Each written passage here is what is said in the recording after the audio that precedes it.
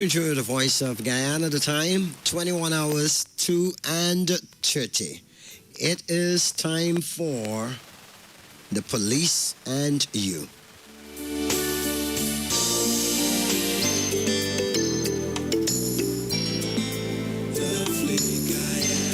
From the peaks of the Pacaramas to the Quarantine, you're listening to the voice of Guyana, transmitting on 102.5 FM, 560 AM, relaying on 95.1 FM in Lethem, Mabaruma, Madia, Aishalton, Bartica, and Oriella, 95.5 FM in Essequibo, 97.1 Bina FM in Anai, 105.1 FM in Linden. Wherever you are, we have you covered on the voice of Guyana, the nation's station.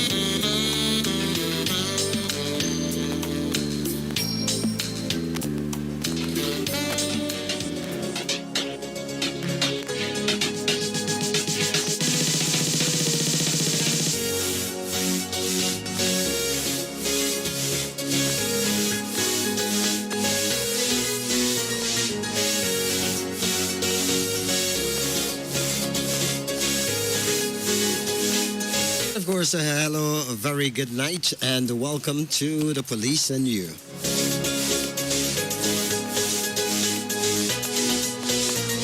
My name is Gouveia, Mike side, and tonight, of course, it's the final program in the month of October. And it's an interesting one where, of course, we take pleasure right now in introducing our guest. But not before we do let you know, for those of you who are in tune to 102.5 FM and all of its affiliate stations across Guyana, that you can actually also go to the Guyana Police Force's Facebook page as well as our YouTube page, and you can join the link where you can follow the conversation. You can also post your questions on the live stream, and let it be specific to tonight's discussion.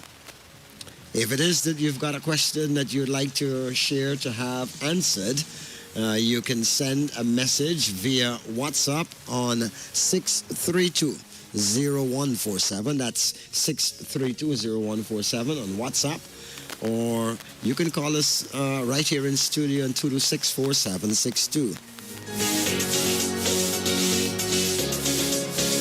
Right now, without further ado, let me introduce the head of the Strategic Planning Unit of the Guyana Police Force, and she is none other than Woman Assistant Superintendent Nikola Kendall. Good evening to you, and welcome to Police and You. Thank you, Mr. Stan Gouveia. Happy to be here. All right. Now, when you hear the name, let's get into it. When we hear something like the Strategic Planning Unit, evidently strategic, and then planning. Obviously, it's a unit. For you to, if you were to be able to then coin so that persons can understand, what does this unit really do? This unit is responsible for monthly monitoring and evaluation reports, completion of annual reports, formulation and drafting of policies, terms of references, standing operating procedures, and concepts as guided and directed by senior management of the Guyana Police Force. Also, we complete quarterly, half-yearly, and annual budget reports. Finally, we monitor, review, and report on the progress of the strategic management plan. That's our core functions as a unit. You make it sound as if obviously you are manned by thousands of people with the kind of work that you stated. You have, the mandate that you have. Is that so? I would not say so. Our role is to support the functions of management. No, but with all that you just mentioned and outlined that the strategic management unit does, I'm sure you must have a large staff. We are a grouping of 13 persons.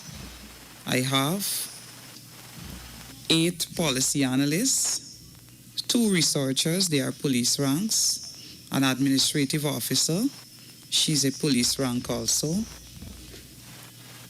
myself as the head, and a auxiliary staff who cleans and keeps the environment safe and healthy for us. And this is the strategic planning unit of the Ghana Police Force. So when we say that, what we mean is that the entire Ghana Police Force through the length and breadth of Ghana. So when you talked about, I heard you mention one of the core responsibilities being the monitoring and evaluation. Yes. It's not just what happens at headquarters. No. Right Throughout. on Ghana. Yes. Because the monitoring and evaluation, that covers administration, public relations, crime and detection, and traffic management. So those 4 core areas are monitored and evaluated on a monthly basis. Let's get that again. Traffic management, Crime and detection, public relations, yeah, that's us. and administration. All right. We're going to get into a little bit of these individually in a bit, but I want to be able to go now. Evidently, given your unit's mandate, how is it that you actually engage with the various departments and even the branches to discuss ways in which you can improve the operations? Okay. Our work is solely based on consultations and recommendations, suggestions, views, opinions, and any institutional information necessary and relevant towards our mandate. Our mandate, which is to develop, to draft, and conceptualize, analyze strategies, policies, standing operating procedures that are necessary, requisite, needed at any given point in time. So we at the unit do not sit in isolation and decide on any concept document, any standard operating procedure. It is not done in isolation. It is done in consultation with relevant branches, regional divisions, designated ranks, or the heads, or the regional commanders, along with the input of senior management. Right. Do you find that as you move along, it's any kind of difficulty for maybe, especially for the 4 core areas that you mentioned, do you find that there's stasis in terms of month-to-month, in terms of the reports, or you find that there is any kind of gradual improvement? Yes, there has been. At the beginning of the process, we had to develop focused questionnaires, focused reporting tools, so that we can get the necessary information and relevant information pertaining to the reports. As the months rolled on, persons that we liaison with on a monthly basis, they begin to understand the reporting tools and the questionnaires that we would send out on a month-to-month basis. So now what we find, we have a faster submission of information, better communication, better understanding of the mandate and what is required to be reported on a month-to-month basis. Awesome. not being biased, but if it is, we could start with you did mention that public relations is one of the areas that you actually have to oversee in terms of making sure they report to you. If you can say without not divulging things that might be sensitive, what would you say has been the public relations arms, reporting, and maybe its strengths, particularly since it's now being headed by civilians? What I can say, the improvement there has been an increase in reporting or publication of success stories, and also execution of the force's communication strategy. That is, in regards of our social media platforms, that has been very busy, active, and we have been able as an organization to receive many views and perceptions from members of the public on different things, crime tips that are placed and published on a regular basis. That has also increased. Crime tips, even concerning the COVID-19 measures and guidelines, reminders to members of the public of the do's and don'ts in that regard. Also, it is always important to publish your success and your achievements, and that has also increased. So I would want to say at this point in time, kudos to the Public Relations Department in chasing its successes and achievements thus far.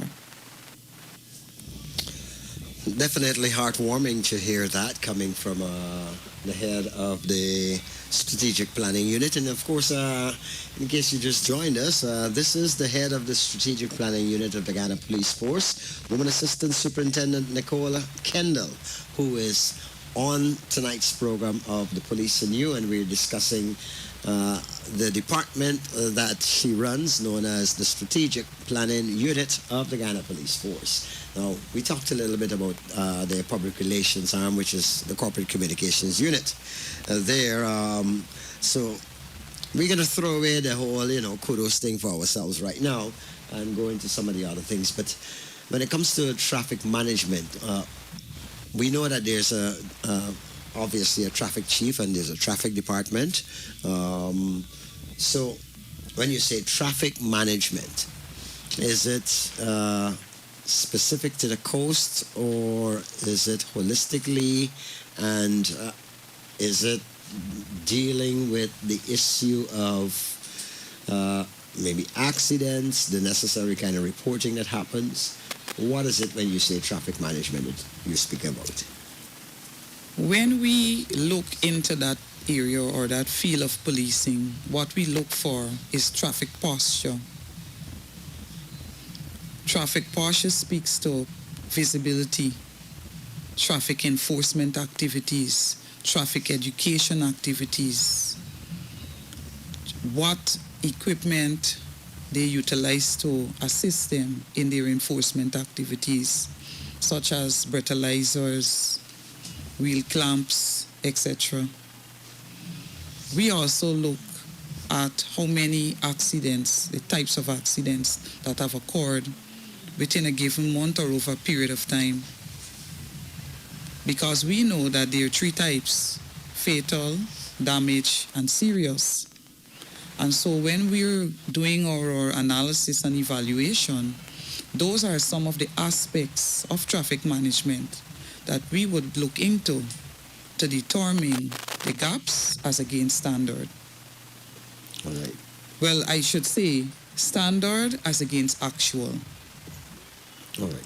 To determine if there is any gap, if any review needs to be done, if any policy needs to be drafted, if any standard operating procedure needs to be drafted to correct any issues therein. Well, given the most recent statements where we've seen an increase comparative to last year when it comes to traffic with accidents, would you say that you're currently drafting policies, you would say that the traffic department needs to up its game, or is it more public education that you feel that is necessary, or what?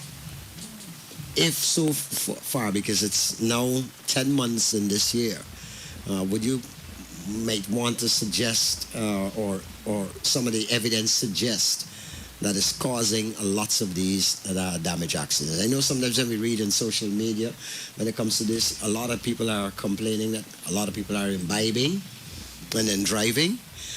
Some people are complaining that people are, I guess, basically hurrying and being very careless.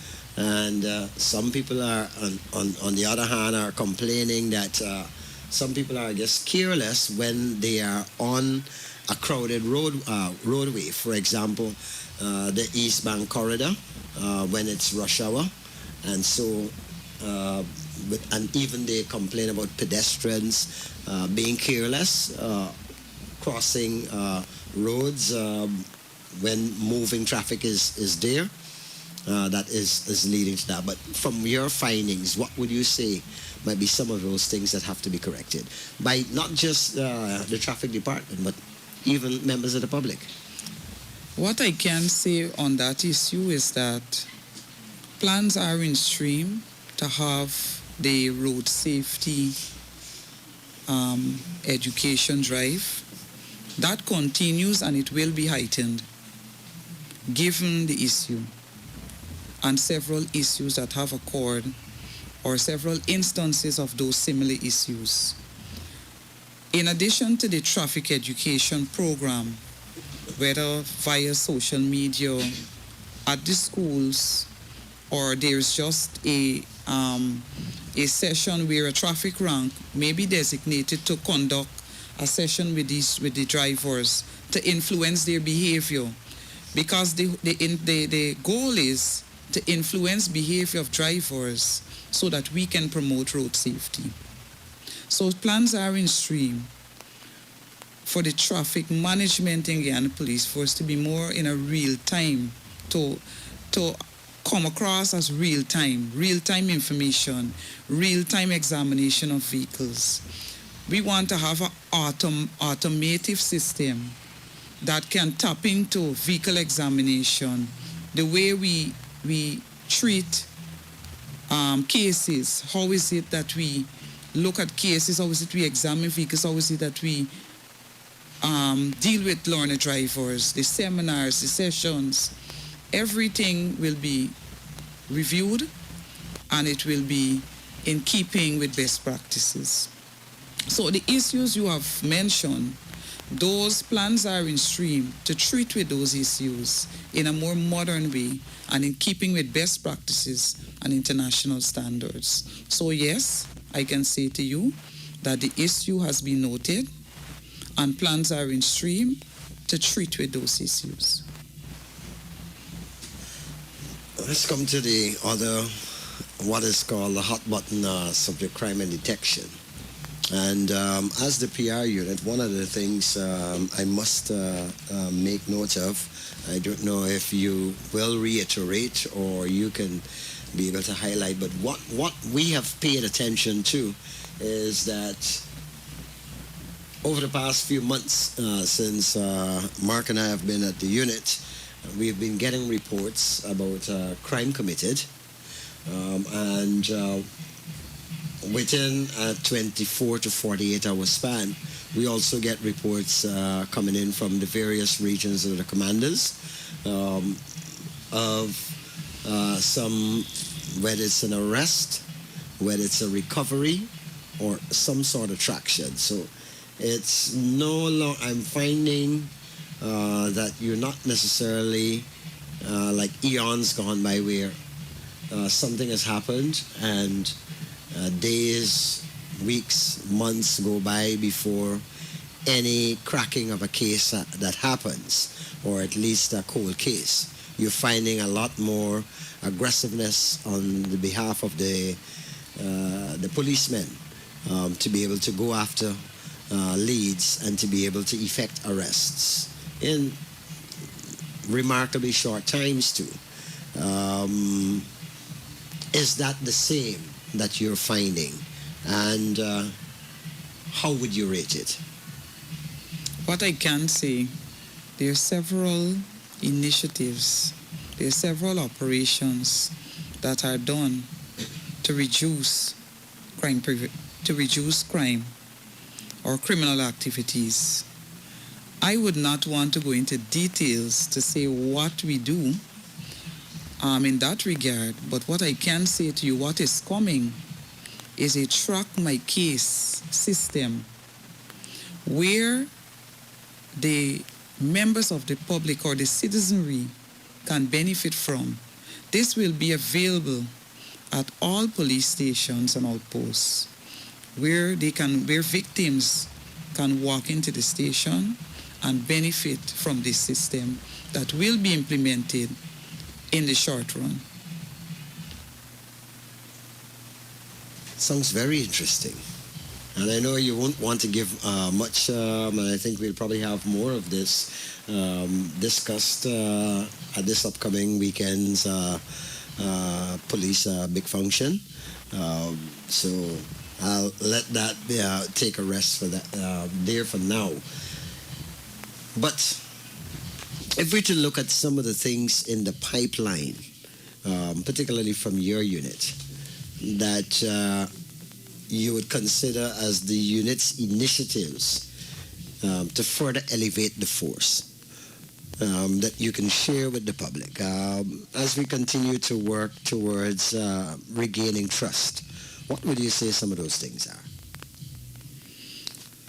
Some of the plans that are in place to maintain and establish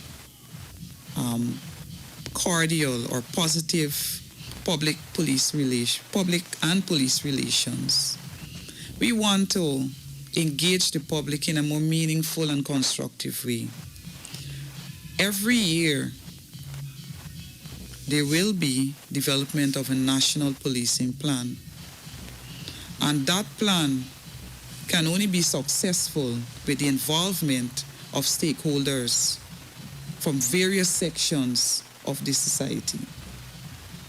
That plan will guide the operations of the Guyana Police Force and how it is that they will address traffic management and crime detection in particular.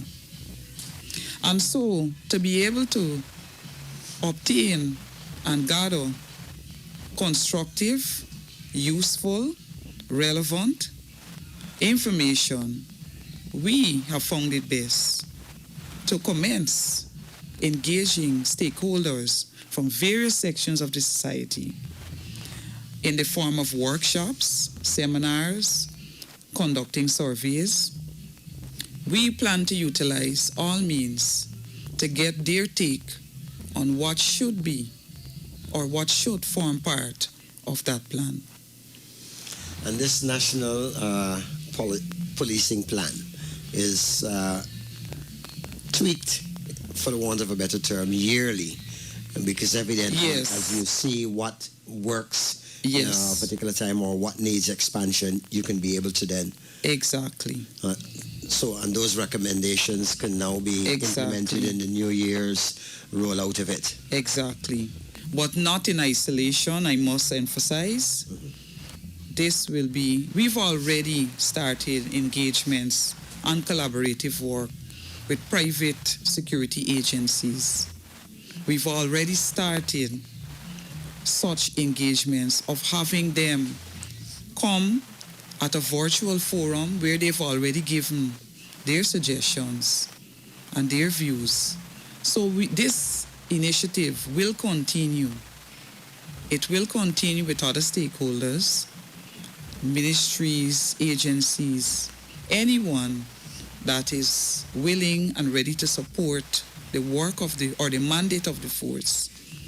We're ready, willing to accept those views and opinions.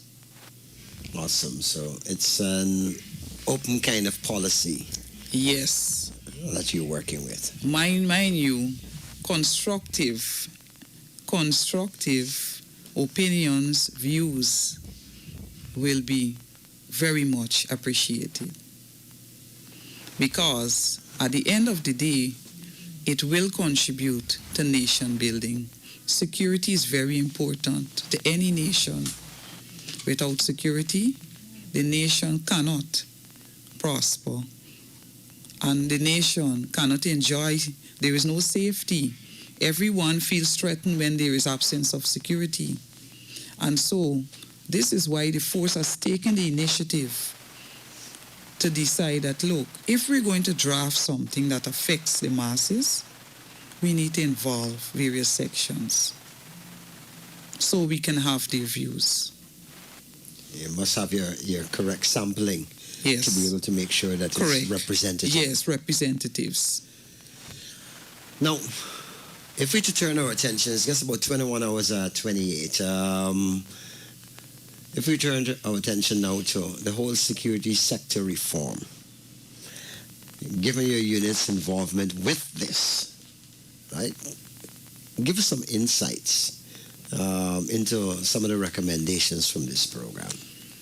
The recommendation broadly from the security sector reform broadly covers building replacement and improvement, capacity building, review of training and development, improving our marine capability, review of our human resource management, review of our public relations, performance evaluation, and establishing partnerships. Not only establishing them, but also maintaining those partnerships with stakeholders in society. What I can say that we have had some successes, and some of the aspects of those recommendations have already been implemented. And I can say to you that some of those are, we've established, my unit is one of those recommendations. The strategic planning unit Yes. was established in 2017. We've also, coming out of the recommendations from the security sector reform, the force now has the Special Organized Crime Unit, Occupational Health and Safety Department, the Suicide Helpline, the Audit and Inspection Unit. And I can safely say that it has always been a desire, but now it's a reality. We now have rebranded the Corporate Communications Unit, formerly known as the Guyana Police Force Public Relations Unit.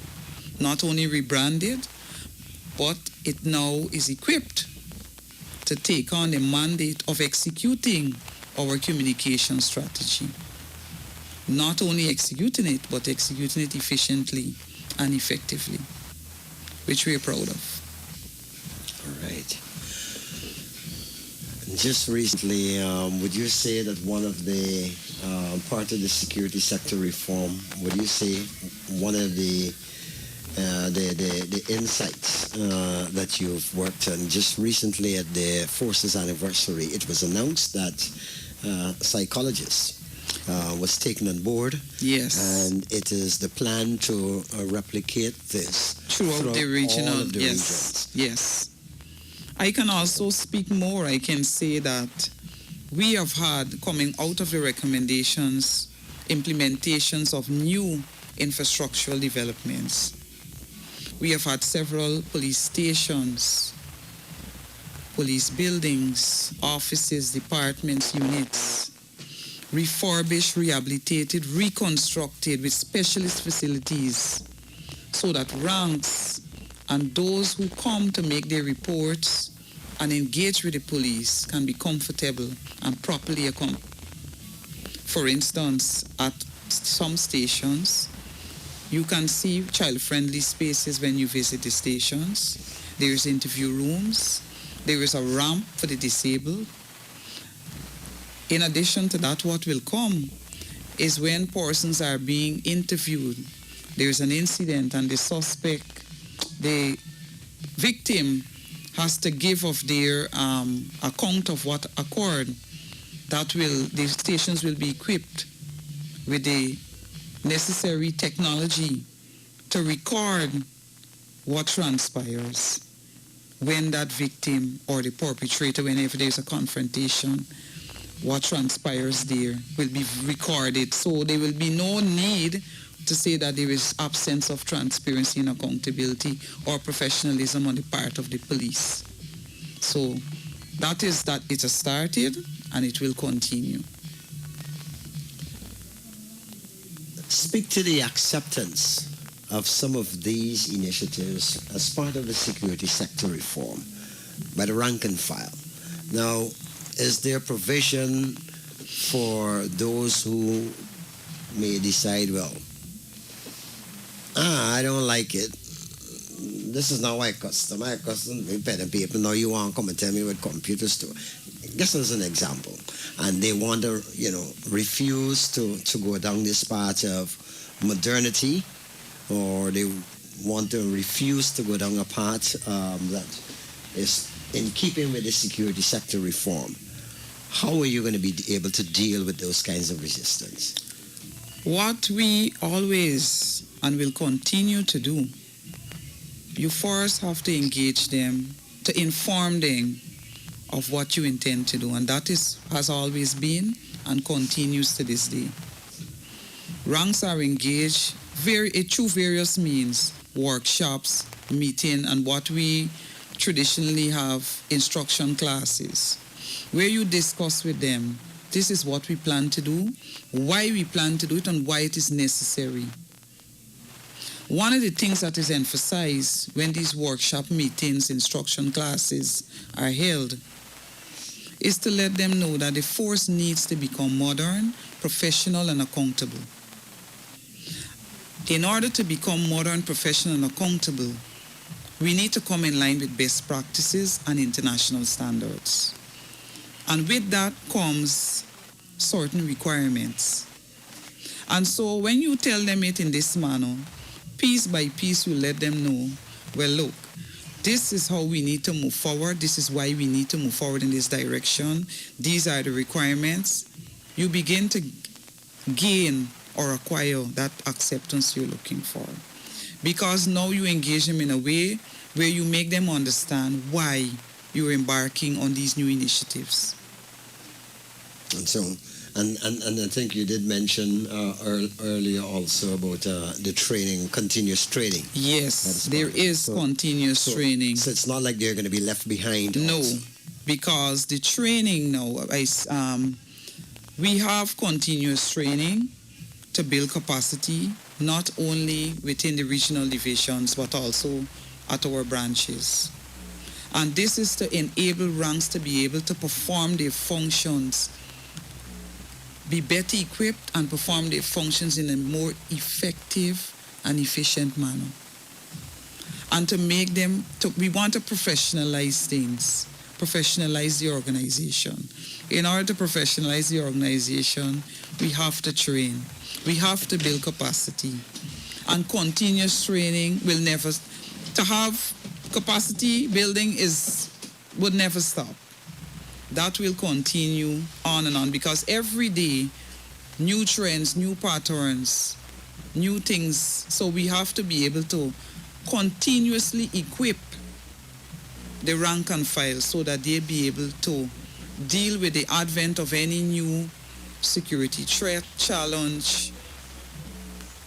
Because smart technology, we want to use that as part of our strategy.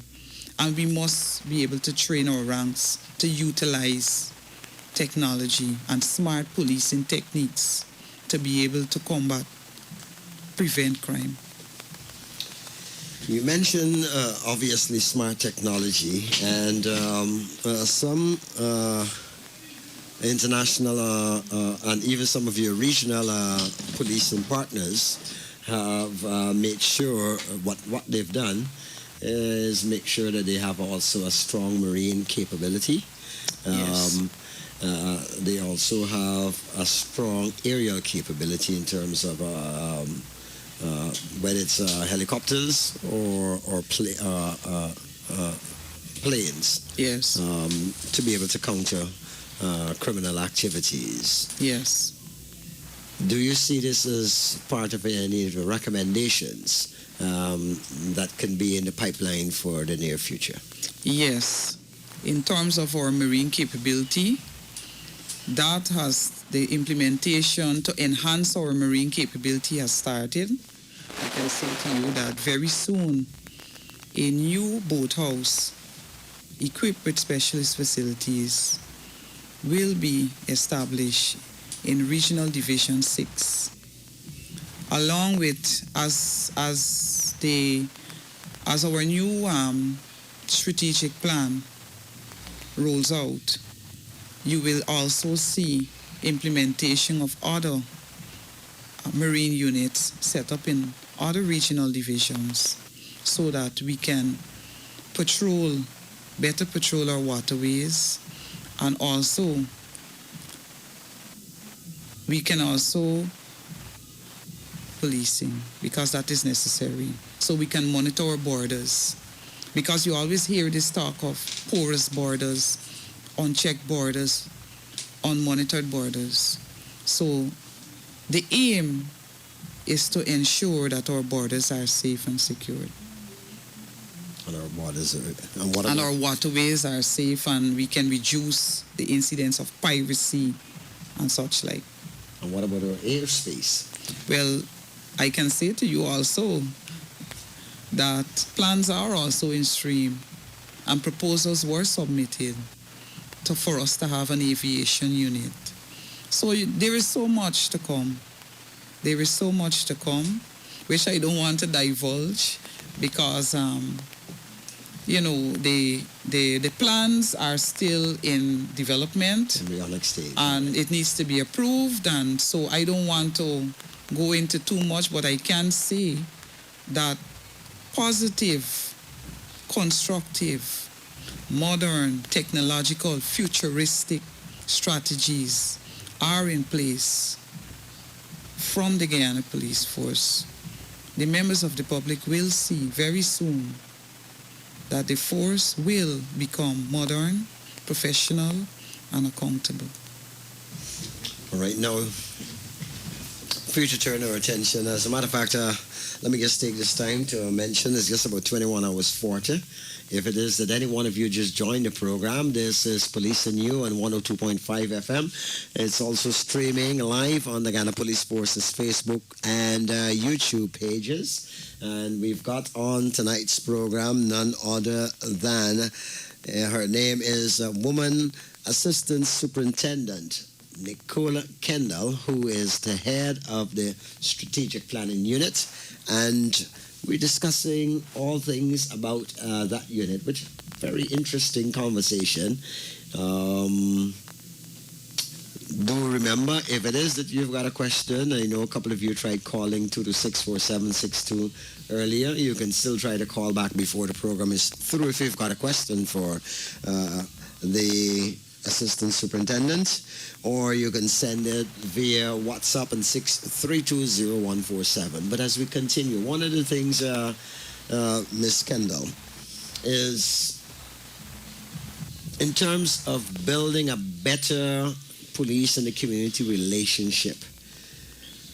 Now, you've been stressing a lot of that. That is in train and what is being promoted as you make sure modernity. But there's a particular grouping of our population that seems left out when many of these considerations or consultations are done.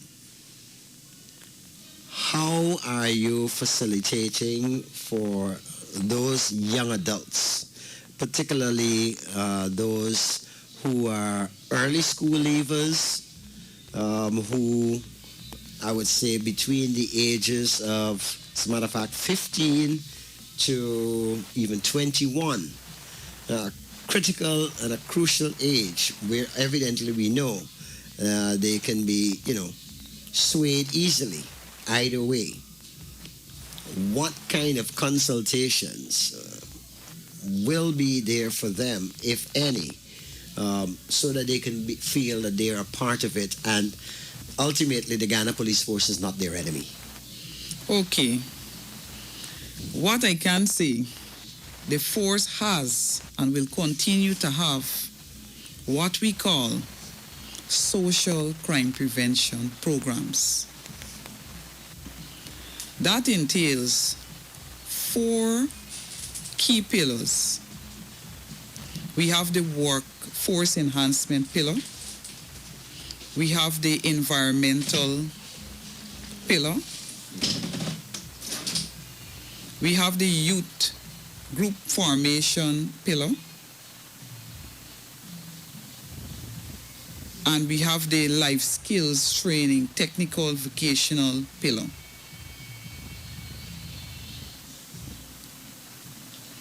Under these pillars, you're specifically asking about what we have in place for the young adults. What the force usually embarks on and would continue to embark on, we have sessions with them, awareness sessions on social issues, providing them with how they can cope, coping skills. At those sessions, guidance and counseling is provided. We form youth groups so that we can reach at-risk youths. We go into vulnerable communities where we can reach these youths and be able to say to them, look, there is so much out there that is positive that you can engage in. And we try to engage them in a constructive and meaningful way by having sponsored programs. Some of them are school dropouts. What we do, we have them attend technical institutes. We partner with various learning institutions and have them enrolled there. We also engage them, teaching them to do art and craft, have literacy programs. We have, with the younger ones, spelling bee competitions, several ways, positive ways, youth camps, a little hygiene session, personal hygiene session, several ways in which we can empower them. We engage in those programs to empower them, to develop them. We don't only focus on youths for the social crime prevention program. We focus on the community or several communities, specifically vulnerable communities. We go into those communities. The community might have a community center, for example. It needs upgrading. We would embark upon that project. Sometimes we go into the community and we recognize that there is a need for a medical outreach that is usually done. Whatever the need and in whatever way we can, normally when we go into the communities and we recognize a problem, we collaborate and partner with other agencies, state, NGOs, faith-based, so that we can go into that community and address the needs and concerns therein. And so this has happened and will continue to happen. What I can say to you, what we want to commence or to embark on is to have some advisory committees where we have youths there. They can come and say to us, look, this is the present situation. This is what is happening, and this is our suggestions or recommendations, ways we think can better or remedy situations and issues. So the advisory committees you will see them, whether they will meet quarterly or monthly, so that we can garner those ideas, those suggestions. It is always good to find out what is happening and not assume. Kudos on that, I must say. And but let me just keep on this before I move off to the next subject, because we live in a society, as I'm sure you're aware, where evidently should, and I say youths or young adults, simply because if one makes a mistake or one errs, they're branded and they're left one way generally by many in society, which could lead to a very negative life. Would you, as a unit, make a recommendation that there is work to be done in that area, particularly when you've got a young person who only knows about making fast money in the circumstances that they live? How does your program now move them away from this making fast money, or to what you want them to do in terms of being straight and narrow? Okay. I want to say that many persons think that the police is the doctor, the lawyer, everything. And oftentimes, the policeman sometimes feels that way, because most of the times in a community, the policeman or woman is the first person that the members of the public would encounter. With that said, I would want to say that we plan and will continue to embark upon issues within that are happening in the communities, in our society, in a collaborative way. Why I'm saying this? Because the police don't have all the answers. We want to approach crime prevention not in a punitive way, but from a stance of preventative policing. And preventative policing speaks to first recognizing that the problem is not only for the police, but the problem is an issue in society is environmental, economical, social, and because there's so many aspects to issue or crime, or what causes crime or the root causes for crime, we have recognized as an organization that going out into the community is not a one-man thing or one organization thing. Our approach, I must say and emphasize, is to go out there and to solve the issues and the problems in collaboration with other agencies, other bodies, NGOs, faith-based organizations. Specifically, you're asking, how is it that we will treat with a youth who is accustomed to fast money? Sometimes guidance and counseling may not work. It may require more. And so because we may not have the resources, we have to reach out to other organizations for them to be able to guide us and to work along with us so that that youth can be rehabilitated and have a changed mindset. The Ghana Police Force has been around for more than 100 years. 181, we're going on to 182. Yes. And so one of the advantages you have is longevity. Many of these NGOs and many of these other organizations and faith-based organizations are children compared to the Ghana Police Force. Correct. In terms of your collaboration, how sustained are you seeing some of those? Particularly since you've been having the security sector reform rollout and the kind of work that your unit has been pushing in the recommendations. What I can say, there are several agencies that we work with. I want to bring to your attention that we have the Cops and Faith network, which mostly comprises of reverends and pastors. They work along with us. We have the private security agencies and several others that I can mention, just to name a few.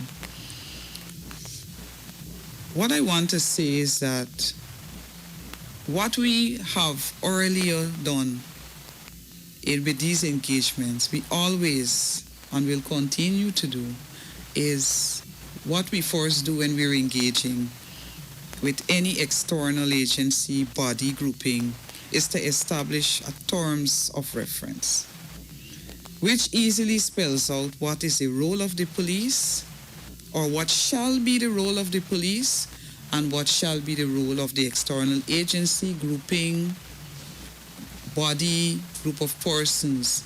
That eliminates the problems of the confusion of who does what.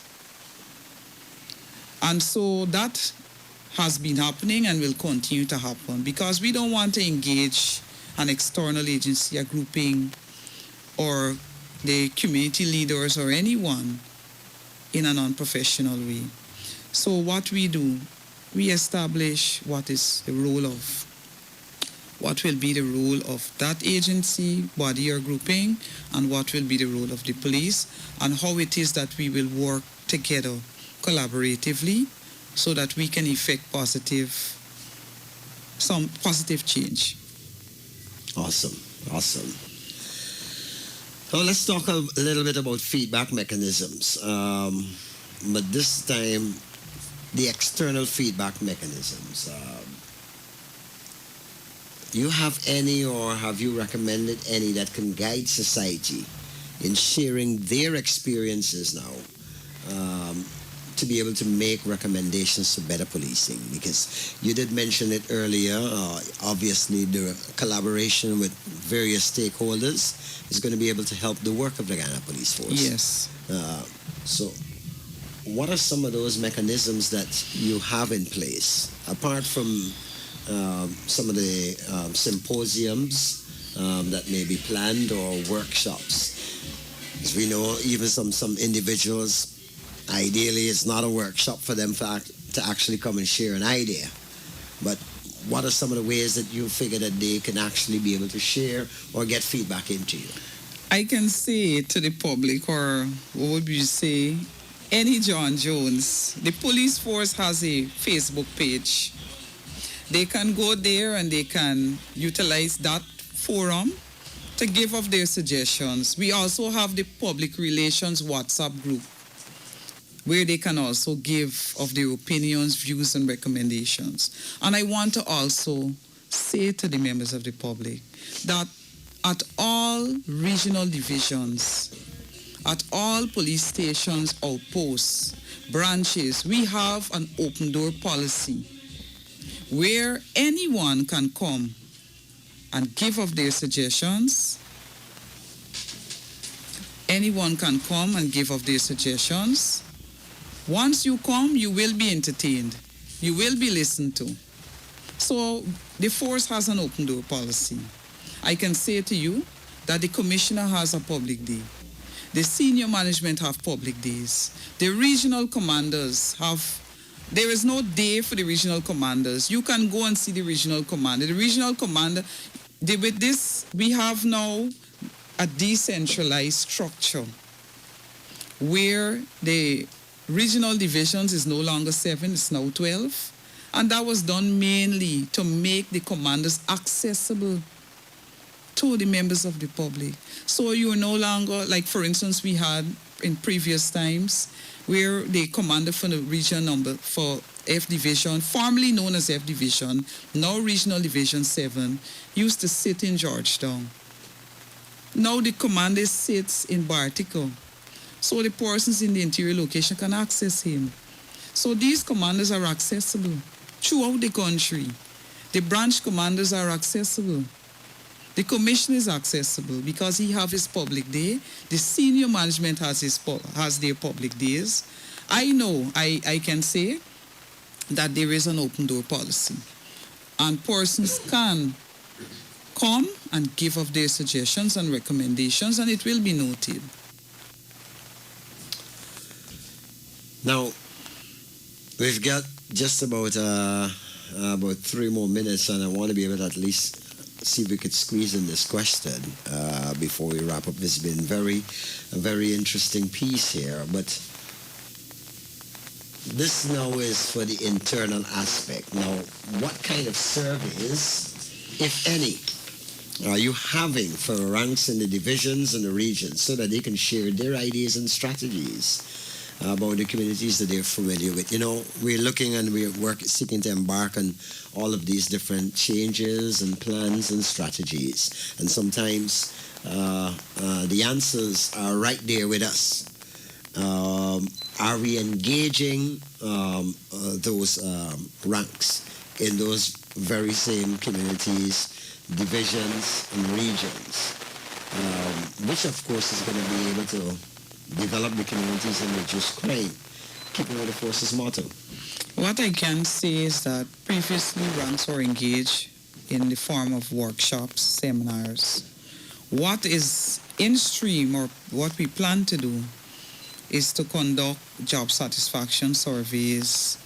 Persons who are leaving do the exit interviews and do surveys with them, so that we can tap into how is it that we can improve morale, how is it that we can enhance job satisfaction, how is it that we can enhance performance. So yes, previously workshops, seminars, meetings, construction classes, but what is in stream is surveys, job satisfaction surveys, and anonymous. And there's more than there is one no, kind of thing too, there won't right? be any need for the ranks to mention their name, because we will address it in keeping with best practice. One, seek consent. Secondly, seek consent so we can have their willingness to participate in the survey. We will explain to them the objective, and thereafter, once they've agreed, there would be no need for them to reveal their identity. So these surveys will be given, and it's done with absolute anonymity, and there is no need for you to state name, number, rank. You just give off your views, and those will be collected and analyzed so that relevant policies and concepts and standard operating procedures and to address terms and conditions of work and such like will be dealt with and addressed. All, of course, in keeping with reducing crime and developing communities across our country. Correct. All right. Well, this has definitely been an interesting hour of conversation. I'd like to say thank you very much, Assistant Superintendent Ms. Kendall, for being here with us on tonight's edition of The Police and You. Thank you too. I am happy to be here and to be able to deliberate on what the force intends to do, what the force is doing, where we are and where we're going. Thank you again. And I certainly hope that I can have a commitment for you to return as further policies are put in place, which of course Yes. you'll want to be able to then extemporize. Yes. Once the development process is over and it has been approved, we can speak more on that, the plans for the next 5 years. Once the development process is over and it has been approved, yes, we'll be able to deliberate more on it and to showcase to the public what we plan to do. Yes. Awesome. So once again, I know it's been definitely a pleasure hearing from you tonight. Thanks for your time. Thank you too.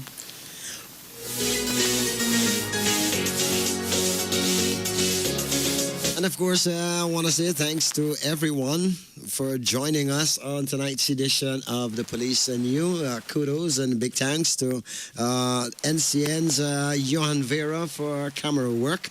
We also say a big thank you to the CCU team for tonight's production. It's Vindra Rajbali, Joy Noel, Troy Van Rossum, and Simeon Brown on the stream. I am Stan Gouveia saying thanks for joining us. Do enjoy the rest of your night.